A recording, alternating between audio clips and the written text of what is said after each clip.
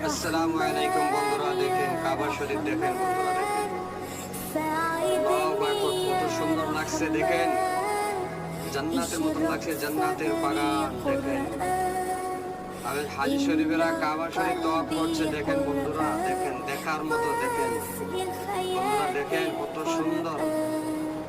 আল্লাহু আকবার, আল্লাহু আকবার, কত সুন্দর লাগছে বন্ধুরা। দেখেন কাবা শরীফে কত সুন্দর লাগছে।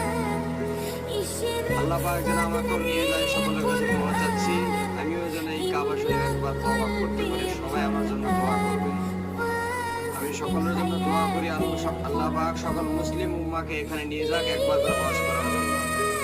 ইয়া আল্লাহ, লিল্লাহি তাকবীর, আল্লাহু আকবার।